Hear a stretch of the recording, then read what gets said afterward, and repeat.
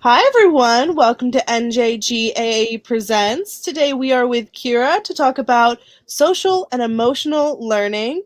And I'm going to pass it over to Kira to introduce herself. Hi there. Jocelyn, it's great to be with you tonight, and thanks for the invitation. My name is Kira Rizzuto. I am Program Development Manager for ArtsEd New Jersey and the Director of Programs and Partnerships for the new Center for Arts Education and Social Emotional Learning. Awesome. So, how I've put it on a lot of our informational promotional material for this stream is that you're the leader for social emotional learning in Arts at NJ. So are you just the head for it, or is it something you specifically advocate for? Is it like a head, what would you quantify it as?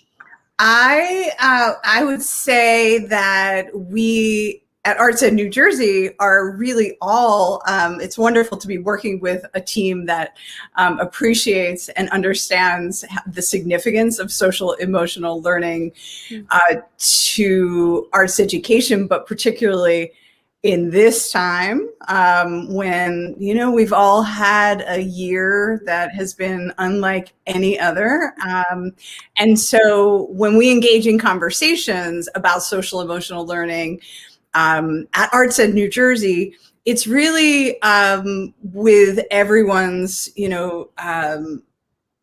interests and knowledge, bringing to a collective conversation. And then, we hope from those conversations that we have within our staff that we're able to then connect with others who are not necessarily a part of our staff, but our partners, which are so important to all of the work that takes place. ArtsEd New Jersey has for many, many years, really since it formed, worked as a collective impact model, which means that we couldn't do the work that we do without partners. And, I would say that it's great to be having dialogue about the significance of this topic now. It was actually that dialogue about the connections between SEL, as social emotional learning is often abbreviated. That dialogue started well before the pandemic, but because of the changes that came so abruptly last spring, I think that the need to emphasize the significance for students as it relates to arts education as a vehicle for self-expression. Just the dialogue grew louder, the networks of people talking about it grew larger, and our work continues. Absolutely. So before we get too in-depth with everything, I want to comment to the audience that this is a dialogue as well. So please show us yourself through your words. Tell us what you're thinking and any questions you have for Kira, and I'm sure she would love to answer them. And also, I want to define what social emotional learning is for those who tune in every week and weren't particularly aware. Sure. I think that's a great place to start. I mean, we do hear people using the term, I think, more frequently, but I think to just sort of start very broadly defined, social emotional learning encompasses many different things.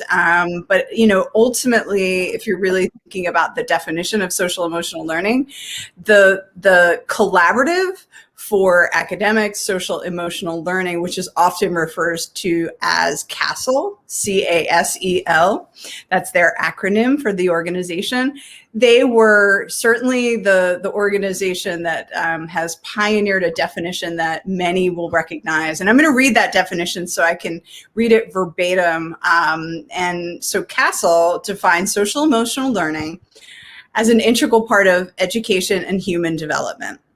SEL is the process through which all young people and adults acquire and apply the knowledge, skills, and attitudes to develop healthy identities, manage emotions, and achieve personal and collective goals. and feel and show empathy for others, establish and maintain supportive relationships, and make responsible and caring decisions.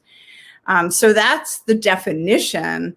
And a lot of what we are talking about with our partners around social emotional learning and arts education is, what could that look like in practice? How does that definition, how does it come to life within an arts education classroom, the learning environment? So, thinking about the building, thinking about sort of the climate and the culture when you walk into a school building, when you walk into an arts classroom. Is it inviting? Is it welcoming for all students to feel that they are seen and their voice can be heard? And that's really, some of the ways that we think about how social emotional learning and the way that it takes shape in an arts classroom. Absolutely. The impact that it has on, I was just going to say the one last piece, the impact that it has, or the potential it can have within the whole educational ecosystem. So thinking about what might begin within the arts classroom, but radiates into a beautiful mural in the hallways, or when the theater in a school is alive with performance, song. And so thinking about how not only it impacts the student, which is certainly critical, but how that radiates out and the ripple effects it has within our school communities and our local communities. Absolutely. So a couple of people just joined in. I just wanted to mention that the chat is open. Please ask us questions. I'm sure Kira would love to answer them. Sure. And so it's very interesting to me how I've quantified SEL in my mind is that it's something that educators, specifically in arts education, should enact and work on enacting. And then it's also something you can advocate for. And we'll get to the advocating later, or it'll just come up within conversation as things do. But I'm very curious on what experience have you had with helping educators put SEL into practice? And what are some tips you have for teachers to think about it and really put into practice? Yeah, that's such a great question. Thank you for asking that question, because we do hear the term social and emotional learning, as we acknowledged, a few minutes ago, very often. But what does it look like? Could it look like in practice? What does it look like when a student, and what does it feel like when a student or an educator has an artistic experience that does center social and emotional learning?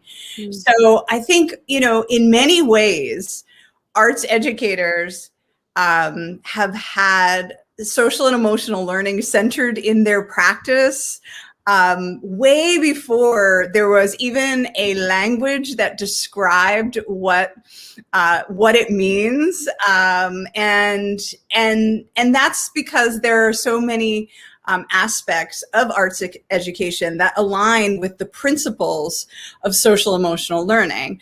And before I go further into how what would be useful for educators, I want to take one step back and just, again, for those who may not be as familiar, CASEL, once again, the Collaborative for Academic Social Emotional Learning, has really a model that is often invoked, and it's a model that we used in New Jersey when we were working to build the Arts Education and Social Emotional Learning framework, which I'll talk a little bit about, because that really does connect directly to educator practice and to students.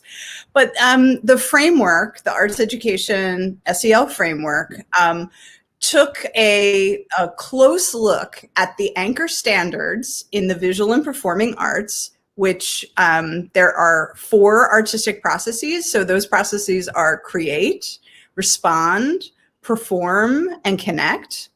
So all of those processes have anchor standards, and the anchor standards were crosswalked with Castle's framework, which is represented by 5 SEL competencies. And then within those 5 competencies, you have 19 subcompetencies. So the 5 competencies are self-awareness, self-management, social awareness, responsible decision-making, and relationship skills. And so if you were to break those 5 areas, if you were to break them into sort of larger buckets, you could put self-management and self-awareness into one big bucket that has to do with, the self, and you could take relationship skills and social awareness, and you could put that into a big bucket that had to do, with interacting with others. And then decision making, could fall in its own unique bucket, but it certainly applies to self and to others, right? Before we move on a little bit further, I'm very, very curious about each of those, and I'd love to go through each one individually and kind of talk about what are some things to do to help them, but also like what their values are just in general as just like a theory, because they're such loaded words in a positive way, but like it's just something I'd like to explore because it is so fascinating. Sure. So if we wanted to take a step back even further, and it's really interesting when you start to explore those 5 competencies with the anchor standards in arts education in mind. And I think there, when you start to take a close look, there's where you see so much alignment between the SEL competencies and the anchor standards. So in self-management, or let's start with self-awareness, you have, kind of being reflective about the thoughts and feelings that an individual, may have, and, being mindful of, being more conscious of how those thoughts and feelings and behaviors are, where do they derive from? And then you have self-management, and that's really, thinking about, let's use an example of, I'm going to use an example actually that someone shared with me last summer. And she was a music educator, and she was talking about how some of her students experience a bit of not so much performance anxiety, but they experience a sensation before they're getting ready to perform. And through,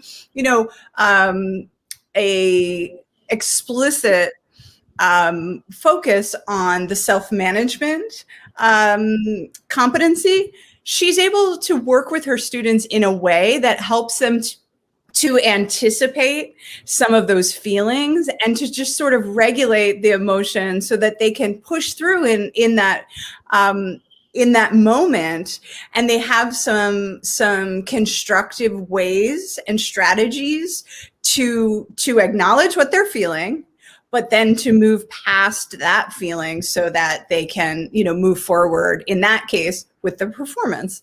I think it's really interesting just exploring that, like a proverbial bucket, essentially. I think it's super interesting how it adds to mindfulness. I think all of these add to mindfulness, and this is something that we definitely need in our current society, no matter what station you're in, no matter if you're an educator, a student, I don't know, a politician, construction worker, anyone who interacts with another human being at any point ever. Yeah. And also anyone who lives in a carnal form, who has a personhood, like you have to deal with your emotions. You have to deal with other people's emotions. And so to practice mindfulness so early is unbelievably helpful. Mindfulness is one way to think about it. Also, I tend to think about it in terms of reflection, and I know that for myself, my bent happens to be visual arts and design, and there's so much reflection that's built into the process, let's say, of critique, and the process of just understanding artist intent and the discussions that go into understanding what an artistic work might have been, or what the artist's intent might have been for that artistic work, but then also as a creator, as an individual, let's say a student, thinking about what they want to create. When you think about how much reflection and introspection, or how much, we're all taking in experiences, right? That is what it means to be human and to engage in the world, as you say, with others. And so taking those experiences and reflecting upon what are some of the things within what we've experienced would we like to hold up when we're in the process of, thinking through what we might like to create, what might our own, mining our life's experiences and our own lived experience, or the interest that we have in the lived experiences of others to create something. But all of that, if you think about the degree of reflection that's required, I think that you see how closely the SEL competencies are embedded into the artistic processes in a natural way. But getting back to the root of your question, when you were asking about what are some of the ways that educators, or what are some of the strategies, once the final crosswalk was completed, it resulted in a series of essential questions which are meant to guide inquiry in the arts classrooms. What is final crosswalk? So I'll take a step back and mention that about probably now it's about 2 years ago, maybe a little over 2 years, because time seems funny when we think about, time feels extraordinarily dilated at the moment. But I will say it this way. Much before we were living through the COVID-19 pandemic, through the leadership of Arts Ed New Jersey and a partnership with SEL for New Jersey, which is an organization that is a state affiliate of the national organization, which is SEL for US. And SEL for US and SEL for NJ, the statewide affiliate, they're focused on really elevating the broadly defined SEL as it is broadly defined, and all of the many ways that takes shape within our educational ecosystems. So Arts Ed New Jersey and SEL for New Jersey teamed up to essentially spend a good 18 months with task force members looking at, as I mentioned, the anchor standards in the visual and performing arts, and the 5 social and emotional learning competencies, and then the sub-competencies. And so over the course of time, the task force met, reviewed, they performed a crosswalk of those areas, reviewed what are the enduring understandings and the essential questions, which is really, enduring understanding is another way of saying, when students leave the arts classroom, do they still remember it? Yeah, what is stuck with them? Like what will endure? And so the essential questions are a way to get to the learning and the enduring understandings. And so that is actually part of a framework that was developed by McTighe and Wiggins, and that comes from the understanding by design. So the enduring understandings and essential questions were not new to the Arts Ed SEL framework, but that was something that we found we thought would be valuable to arts educators. So If you wanted to share the website for the new Center for Arts Education and Social Emotional Learning.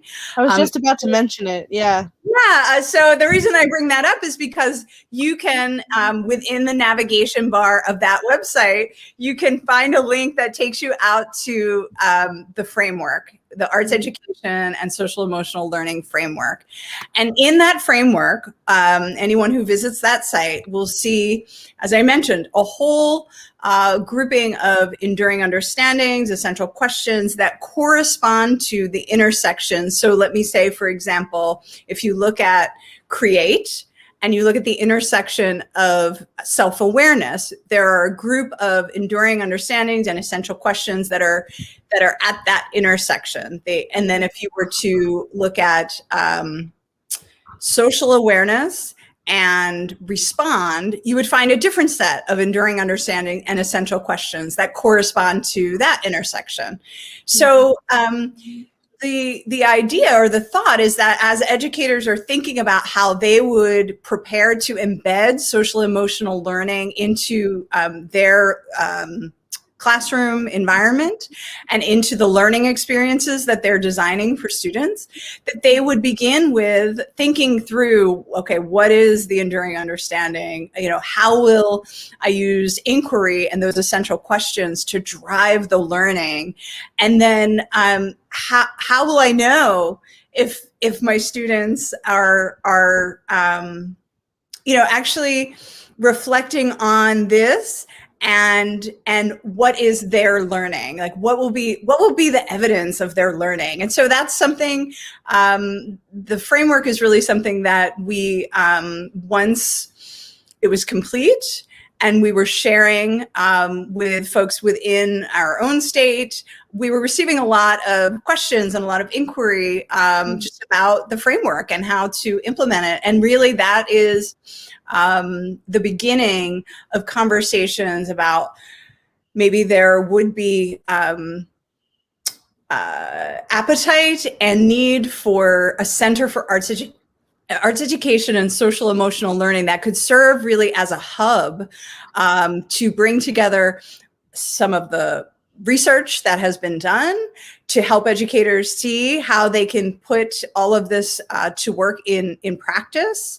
And I'm starting to actually, in naming those two things, I'm starting to name like the core pillars of the center. And so our shorthand for the center is Arts Ed SEL. And if you visit that website that you just shared, Arts Ed SEL, you'll see that there are 6 pillars, and those 6 pillars are practice and research, collaboration, policy, student voice, and artistic works. And so I would invite anyone who's watching to explore that website, because there are a number of resources that we feel could benefit any educator or administrator or parent or student who wants to understand better these deep, deep, deep connections between arts education and social emotional learning. So there's a lot of information that's available from that website. But certainly we, now that the center launched in March, we actually launched the week of SEL Day. So that was an exciting week. We had the launch of the center, we had a congressional briefing, and then we had a Friday SEL Day celebration throughout the state and the country and the world. It's an international SEL Day each year in March. So it's really an exciting time. I think the promise of arts education to become a space where students have the ability to really express meaningful things in meaningful ways is, I think that promise is it has always been there, but because we're now as a field thinking collectively in a much, much more intentional way how we can amplify the role of social emotional learning. that's why I say I think the promise is really, really strong now in particular. So I'm curious also, I want to share share my screen here to show what, when people go to the website, what they'll see. Sure. And we can also talk the pillars from that. Then I'll get to the thing which I was curious about.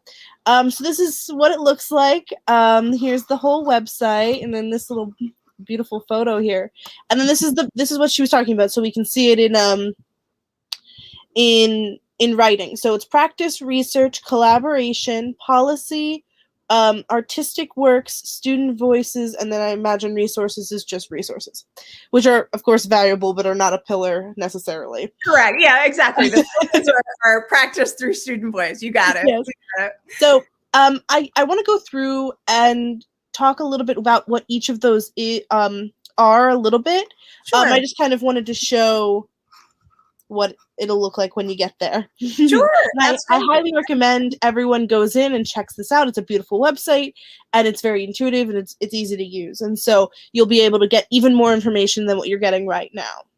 And one other thing I would note on the far left is a link to the Arts Education SEL framework. So to the left of practice, so all of that rich work that came as a result of the work of the task force is found in this, and there's that crosswalk that I was talking about. If you click on any one of those boxes, you'll see the enduring understandings and the essential questions for that particular intersection will pop up at the next layer of the site. So I just wanted to make sure to point that out, since I spent so much time, noting that as a resource, that's where it can be found on the center's website.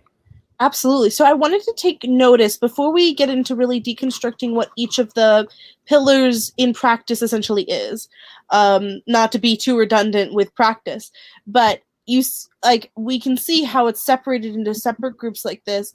And then I want to talk about how valuable this is for anyone, essentially, but especially for students, and students who, I find that this is like out of left field, but I find that the internet and technology is a very ostracizing place, and we are stuck on it right now as a culture. And so I think that these things, especially responsible decision making, that is something that will last no matter what. And so all of these will last no matter what. So this gets us into not only just technology and how we can use technology responsibly, but it also gets into how, if you all have tuned in, audience, to the most recent of all the streams, every single time it always comes back to people talking about how even if you aren't in an artistic field, though every field has its art,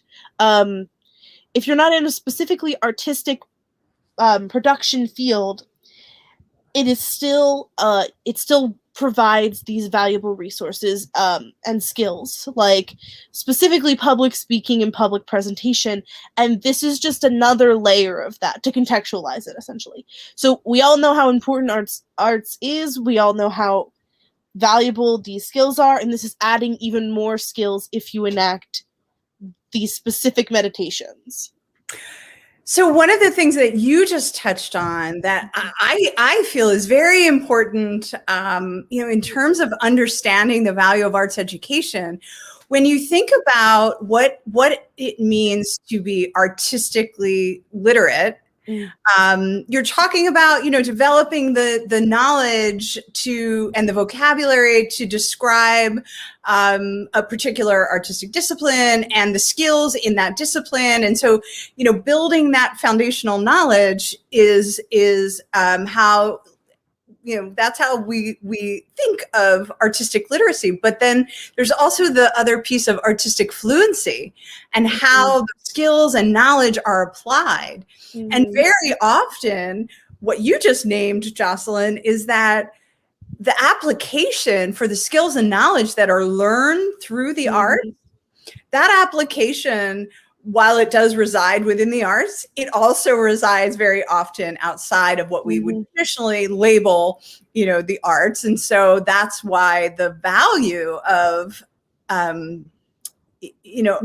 access and participation in the arts for all students. It's not just for those students who think that they would like to pursue a career in the arts. It's also a way of ensuring that students have equitable access so that their participation in arts education allows them to develop the knowledge and the skills that they can transfer in the context of wherever their life's path, where they would like it to go. And it's really about building capacity to explore questions about identity, explore questions about belonging, and to think through and to discover.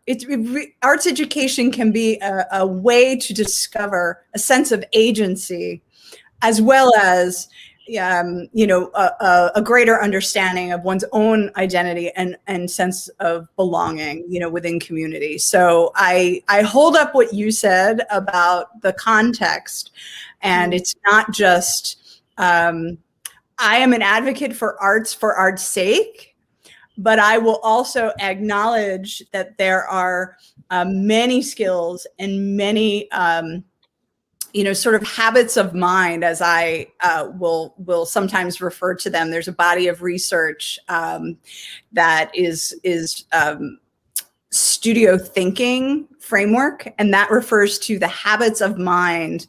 Again, this is in the context of visual arts, but each discipline has habits of mind that are attendant to that discipline. So, depending on where a student's particular interest lies, and being able to have the ability to tap into that interest and to develop the literacy and fluency in that particular discipline is really is an important thing. As you said, it's a lifelong investment. The investment in arts education at any stage becomes a lifelong investment. Absolutely. So we have a comment here, and then I also wanted to comment that this is, I find that actually I'll read this and then I'll get into what I was about to say. I love student habits of mind, and I agree it's universal for the arts. And that's from Christina Hill, who has been on various other streams we've done in the past. And then also she is the most connected with us with Arts at NJ through Apple Farms. So she's our rep. Fabulous Apple Farms.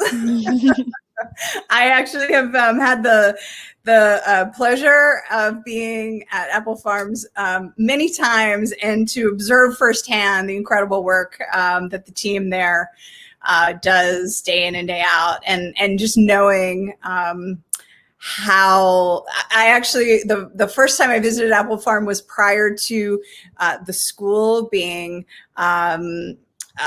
launched, and so I am eager, after we're all able to move about a bit more than we have been this last year, eager to be on Apple Farm's campus once again, to just take in the good things that happen there. Absolutely. So what I wanted to mention, which ties into Apple Farms, is I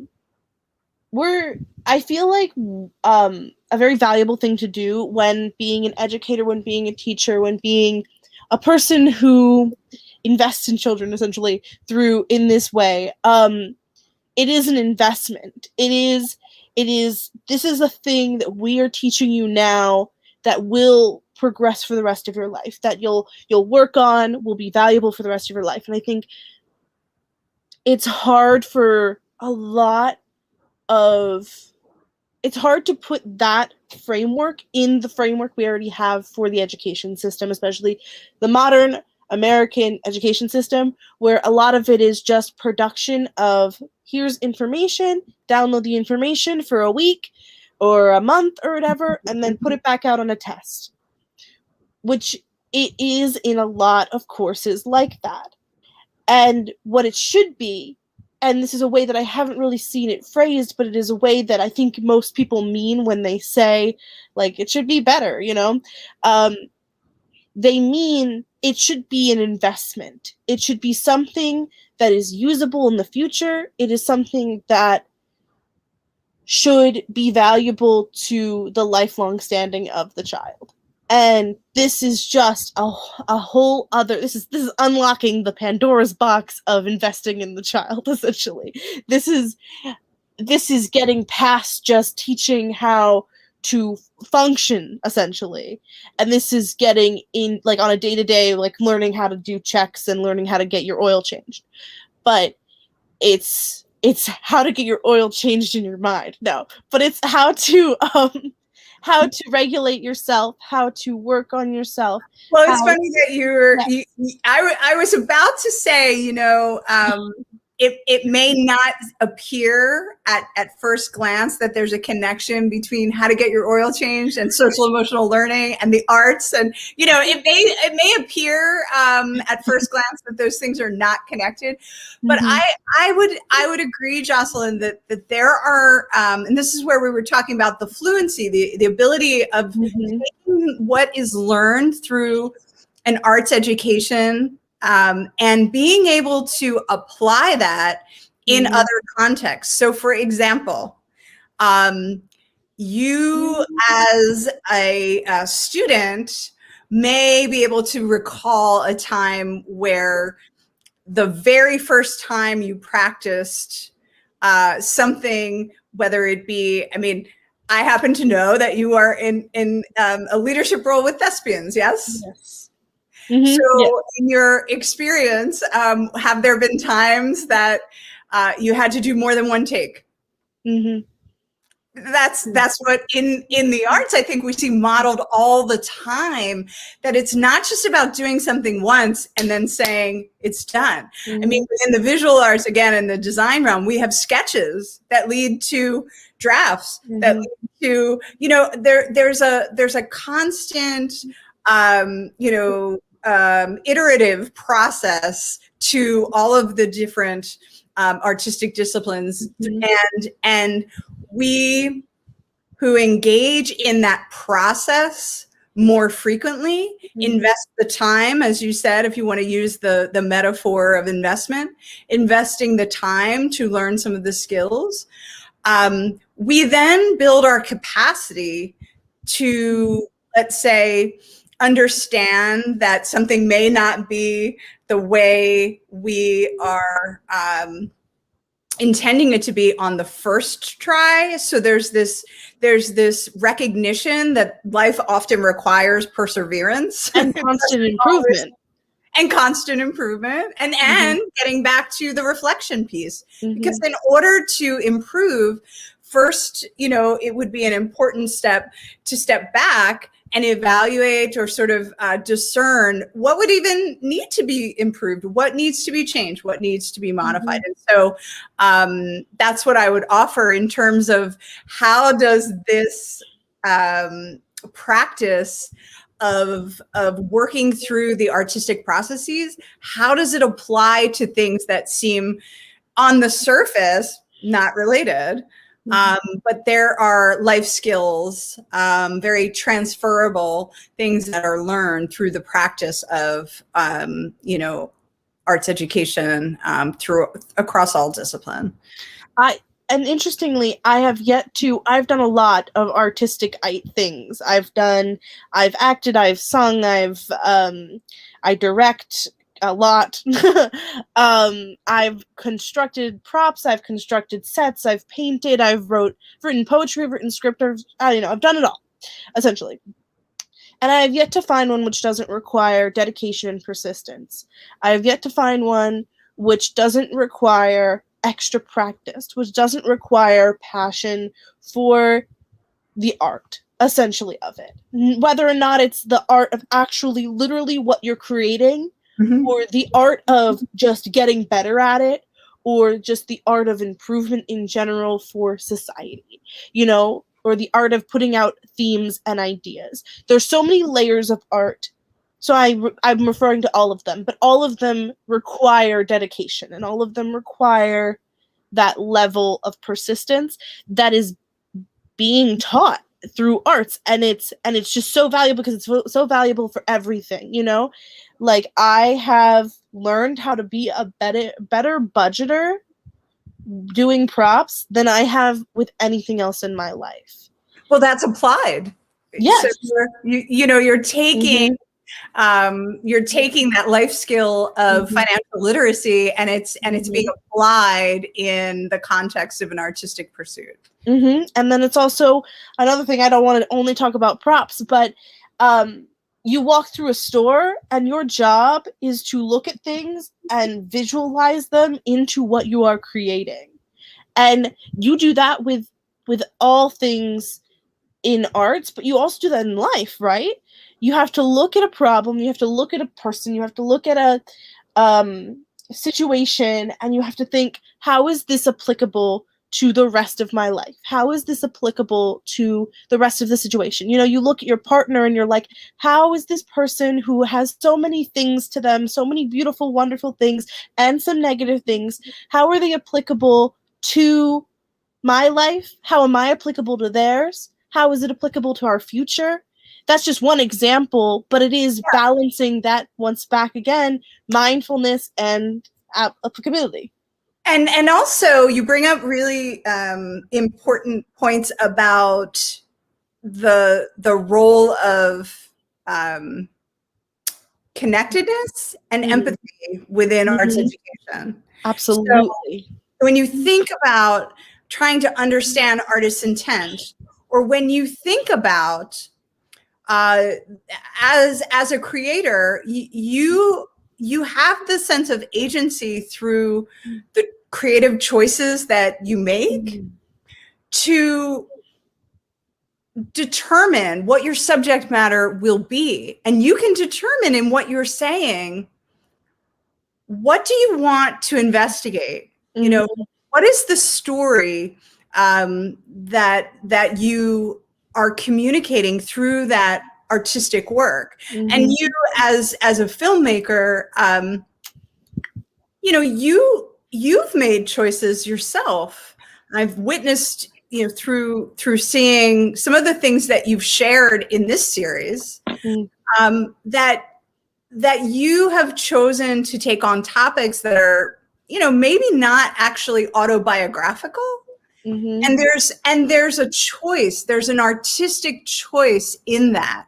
And so when you look at these connections again, let's say, for example, between creating and social awareness, there's such a choice in each creative decision to really shine a spotlight on things that matter. And I think that one of the reasons that I'm an advocate for social emotional learning, it's actually the same reason that I'm an advocate for arts education, is because I believe in the potential for it to really open up individuals to connect with others and in a transformative way. To be able to connect with others, some who are not some who are like us, some who are not like us. But that can happen if the more voices that are represented and speaking, the more we have opportunities to see and understand and learn with each other, through each other, and through the arts. So this brings up a very interesting thing. So there's this theoretical concept about the intake, your artistic metabolism and the intake of art. Oh, your artistic metabolism. That's new. I will have to, I like that phrase. I like that. Thank you.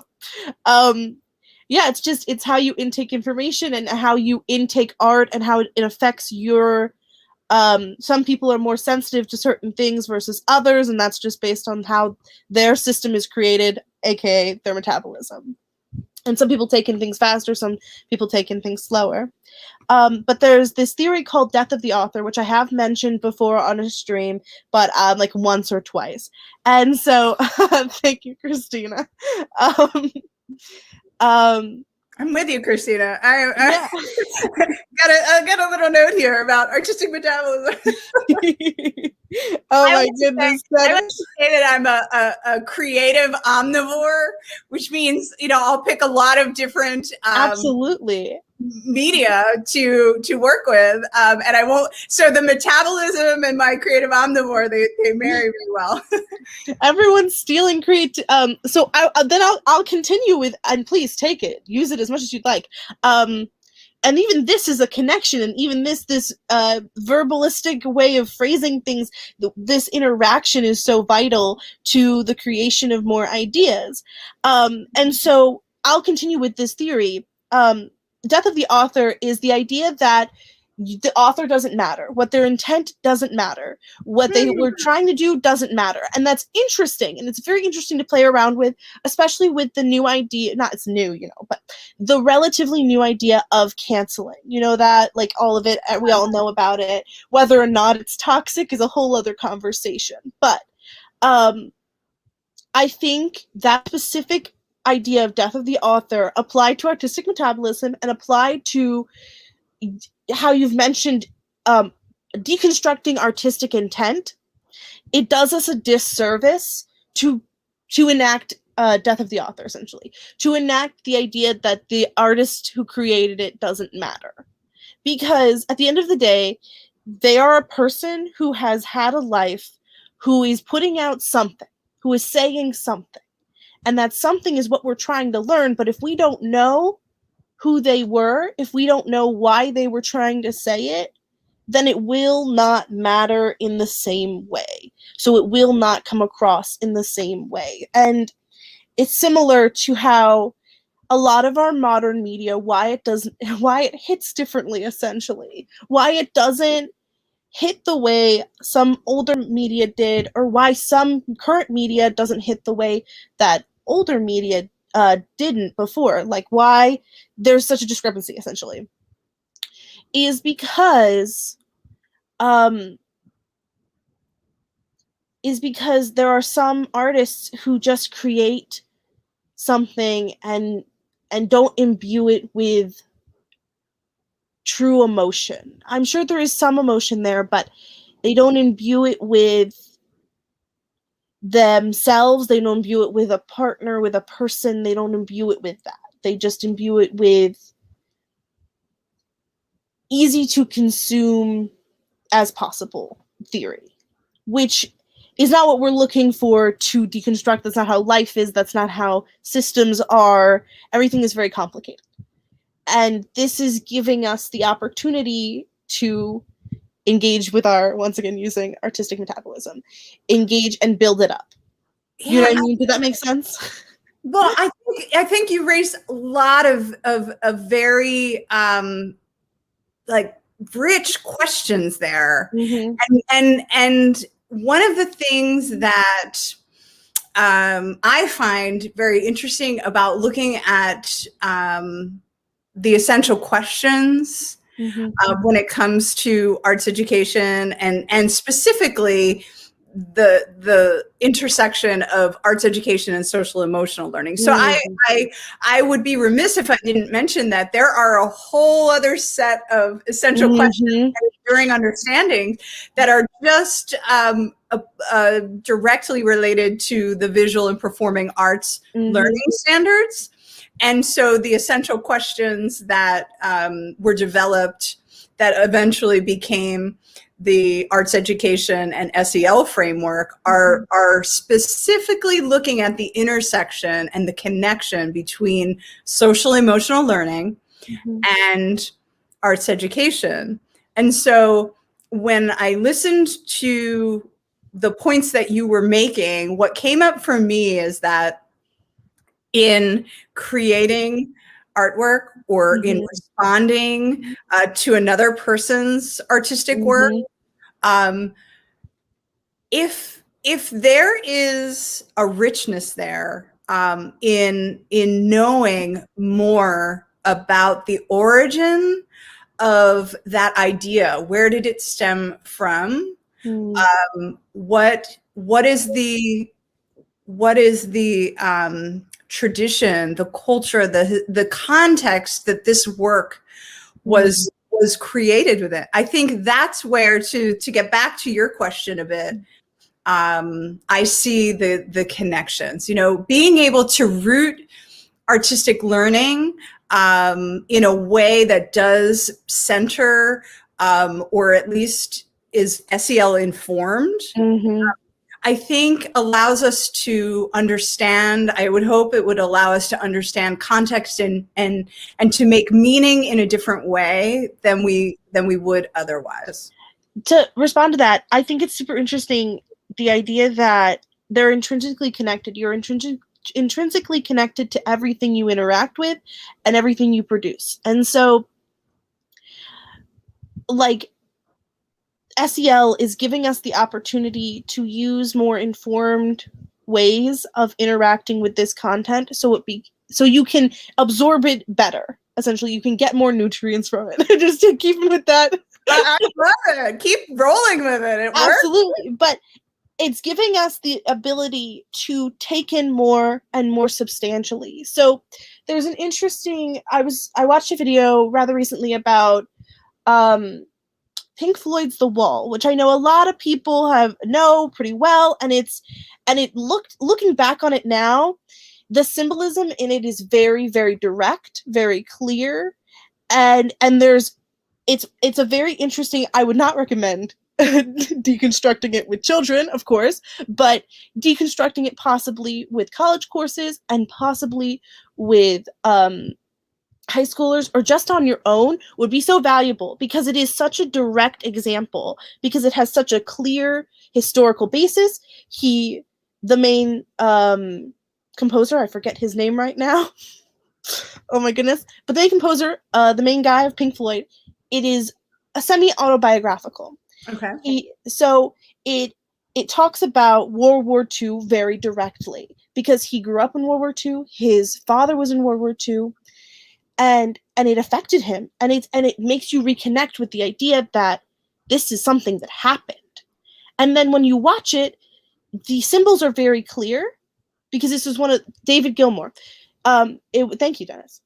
It was one of the first times that someone had really gone out there and been, I'm going to make a movie, and I'm going to have these songs, and they're going to have all this weird symbolism, and then I'm also going to put visual stuff to it. And so it's very, very clear.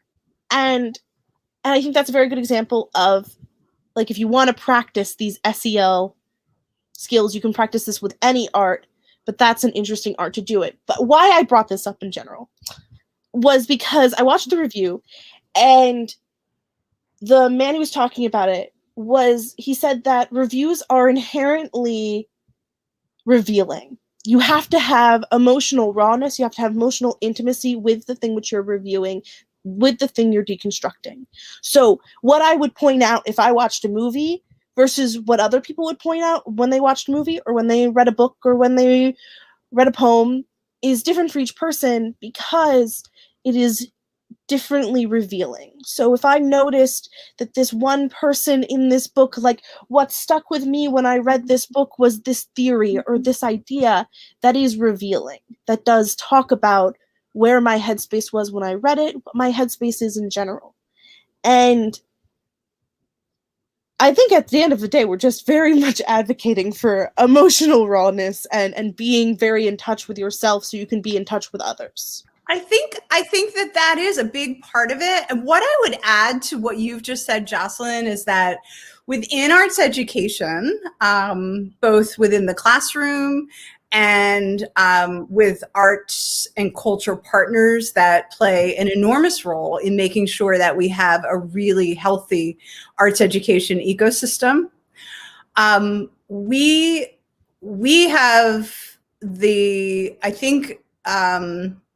we certainly have the responsibility for understanding what is culturally relevant to students. Yes, so absolutely. Each person, so you just mentioned that you might look at something and there might be something in what you look at that resonates with you. And every child who is engaging in an artistic process is going to have something different, maybe that registers more with them.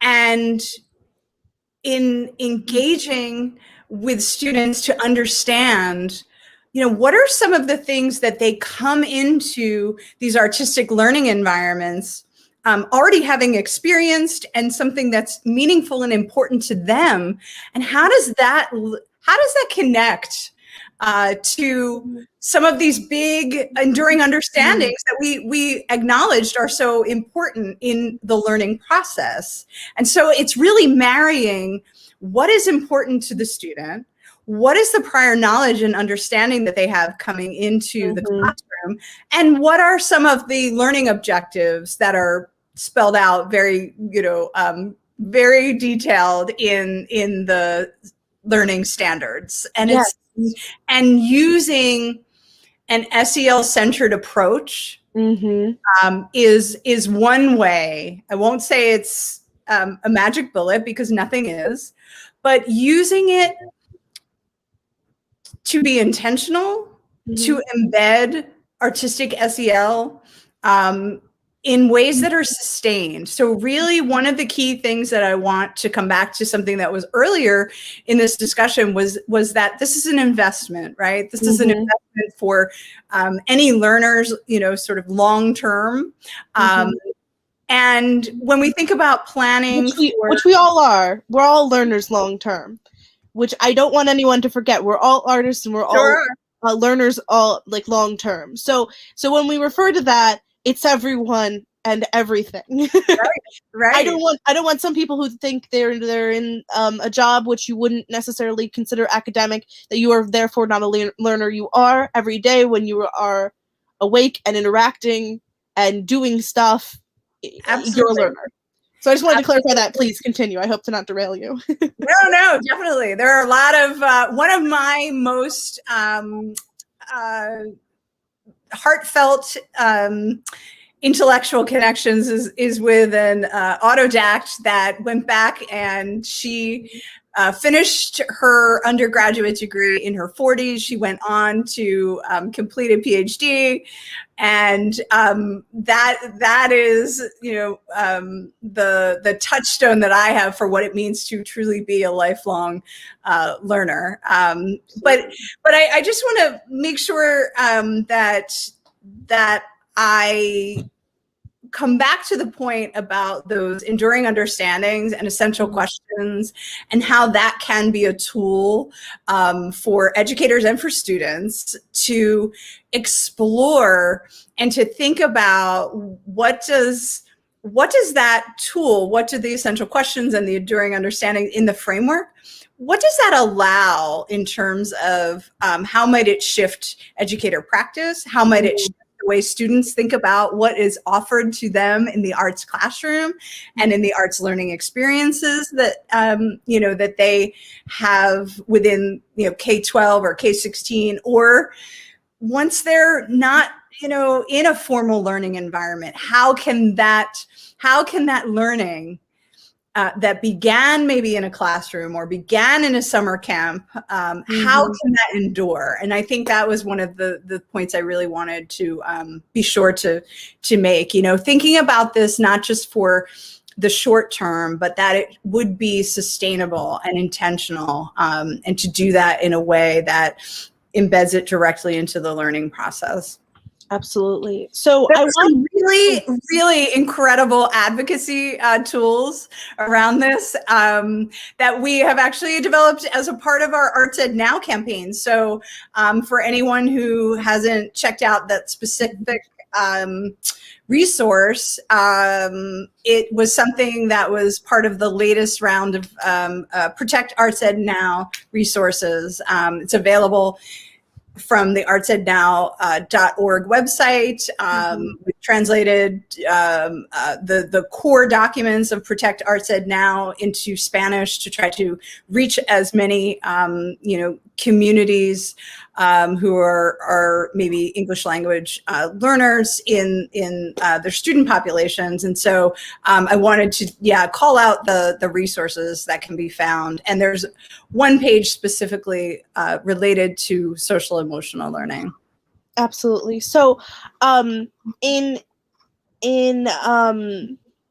in specific view and in betterment of that, we have that it's terribly raining outside and that it's not nice outside and we have a little bit of extra time, I would love to push it a little bit longer than we normally do to answer some questions and to maybe define some terms. And we will probably not touch much more on advocacy. My alarm is going off.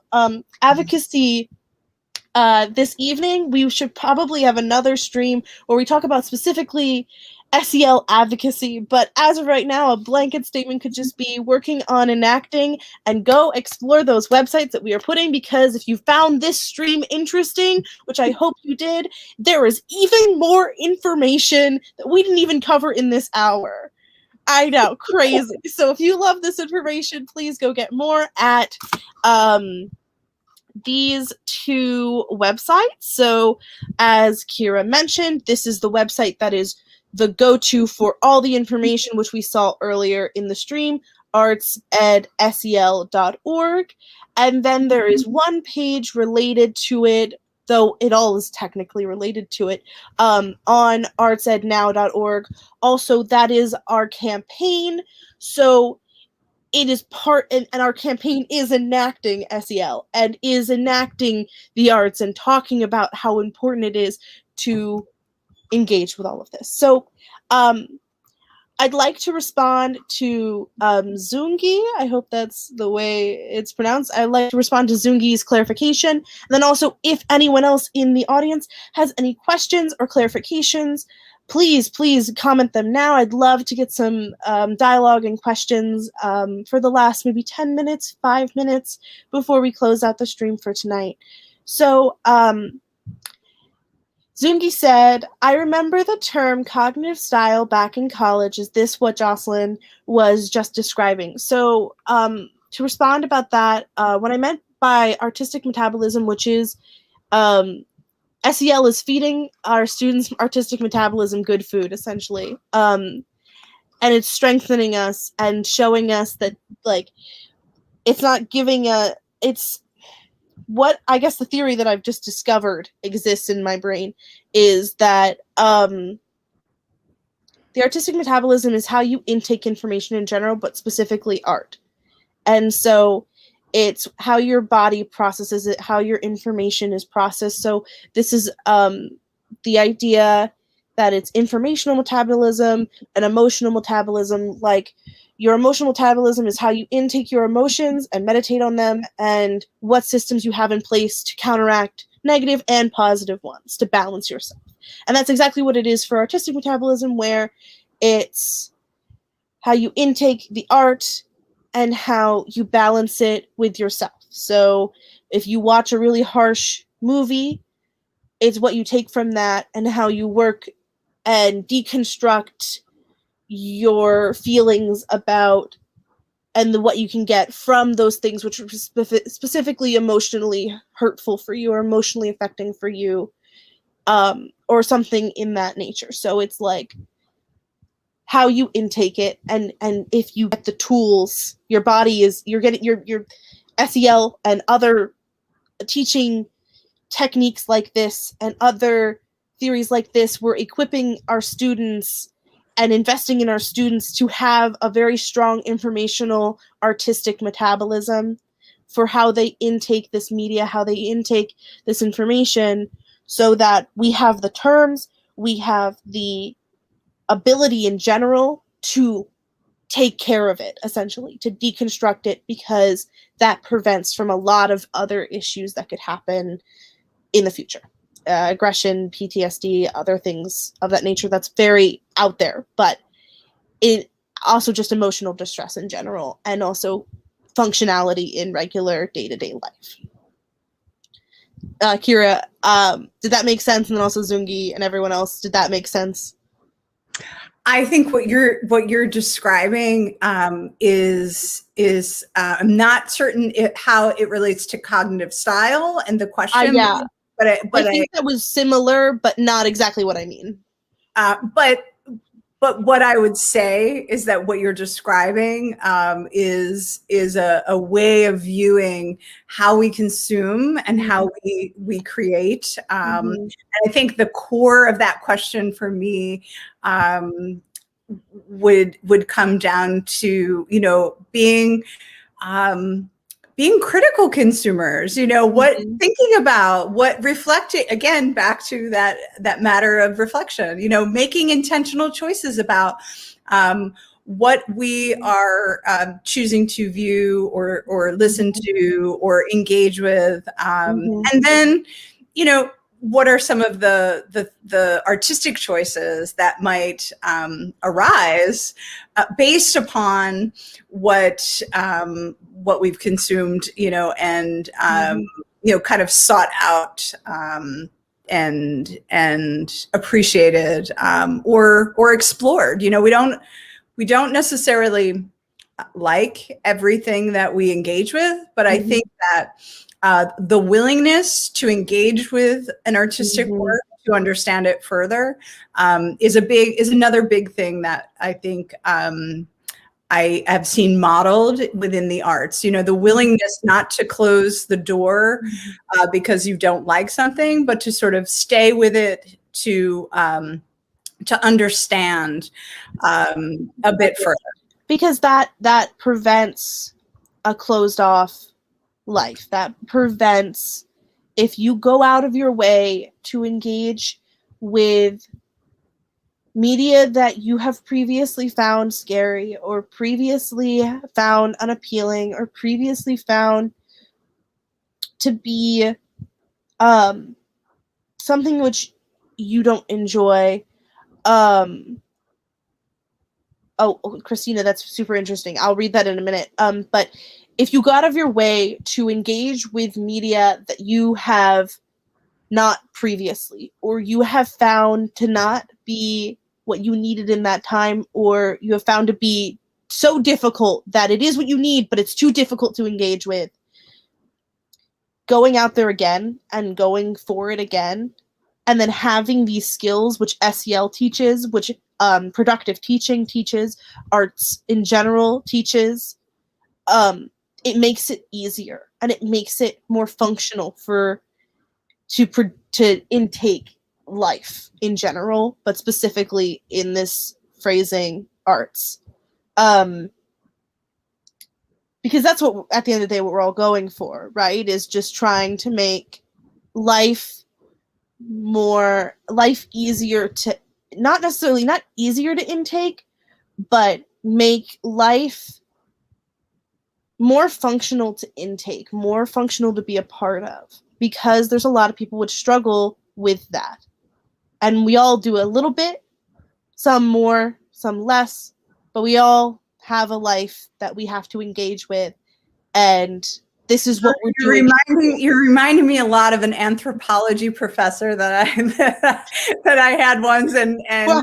And he said, of course, this is not verbatim, but he said something to the effect of, you know, it's reconciling our interior worlds with the exterior world. Yep. And that, I think I hear in what you're saying. You know, we are all, we're working collectively with the intention, I hope, for a more just and a more equitable society.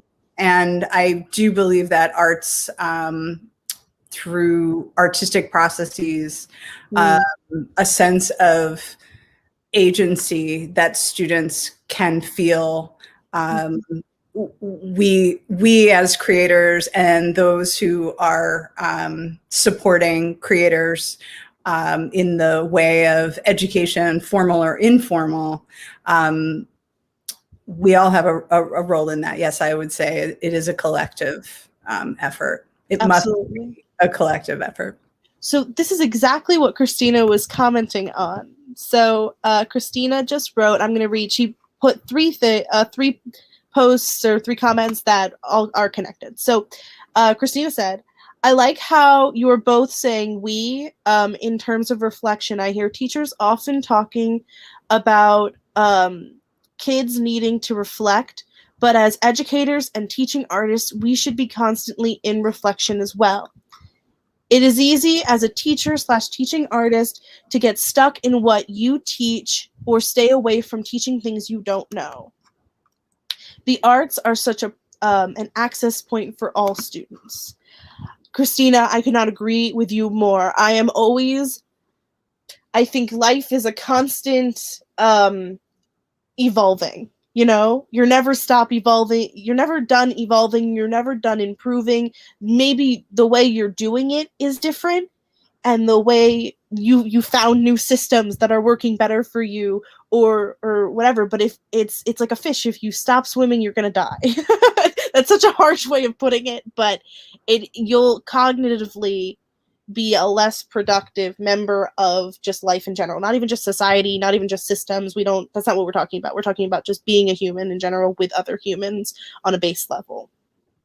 Kira, do you have a response to Christina's comment? Just that, anytime someone says that, an emphasis on reflection resonates with them, I'm like, woohoo! Yeah.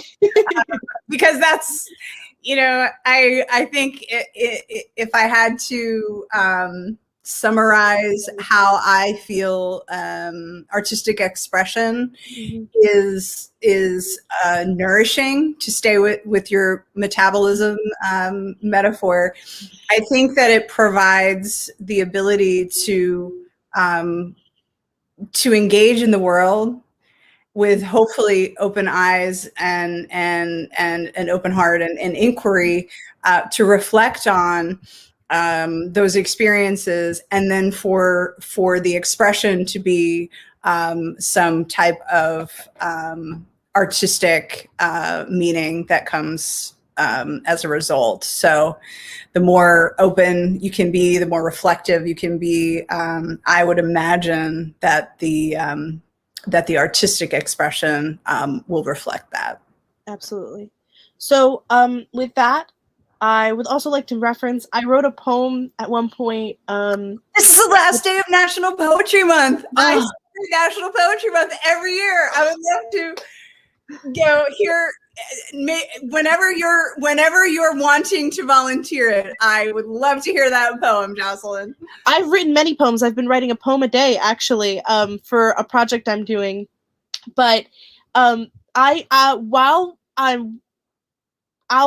bring up something and then I'll go find the poem and see if it's completely relevant. But I remember it's so strange living in an artist's brain. I find that other people feel the same, but I've created things and now they just exist. And my brain, I get connected to a bunch of different things which other artists have created, but now I also think of my own art sometimes. And I think of phrases that I've created and I'm like, wow, that's so brilliant. And then I'm like, oh, I made that. But but when you mentioned we, Christina, it's something that I typically do a lot in my writing and poems and just art in general, is I take one word and I remark on itself. So I deconstruct itself. So specifically focusing, so like an example is I wrote a poem about the criminal justice system. And I talked about how if the day he died is another today, it still requires deliverance, right? So if a day a person passed away, a person who you're close to passed away, it's just another day for millions of other people, billions of other people.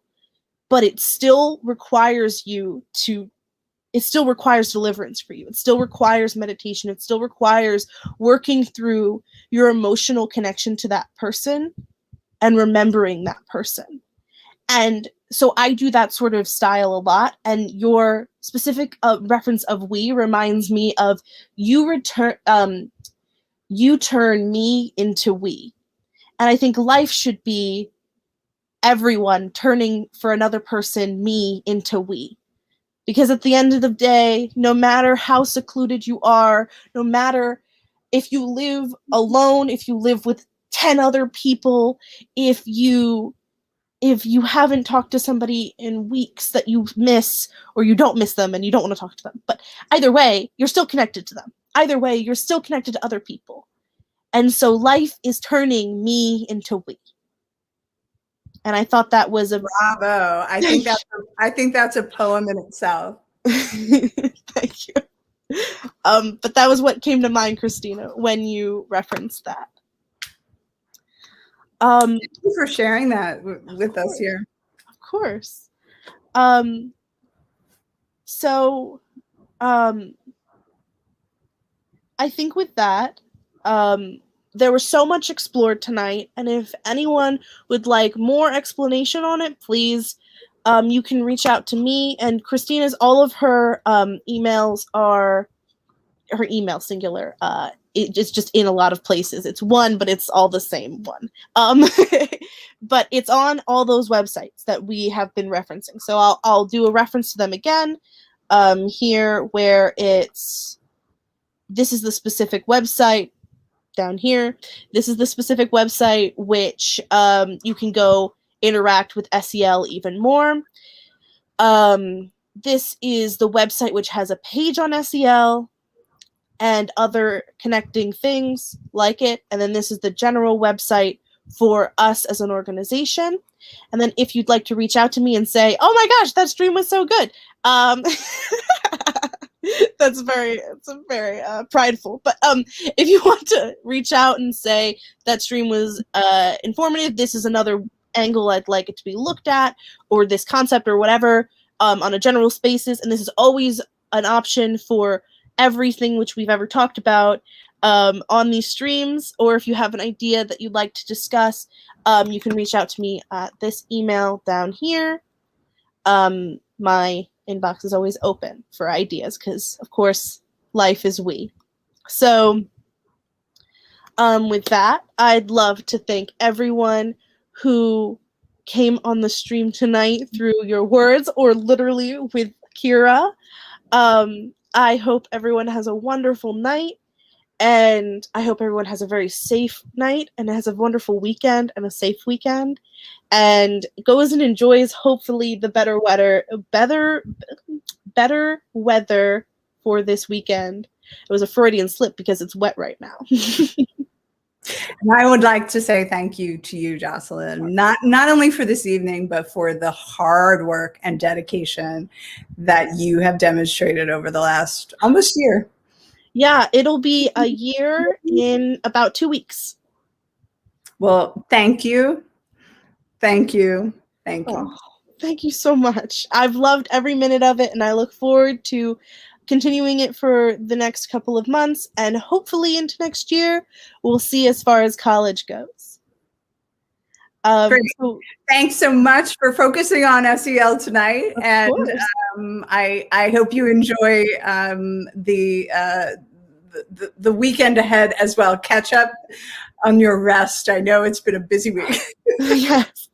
So everyone, I hope everyone gets some good rest, and I will see you next week. Goodbye, everyone. Thank you.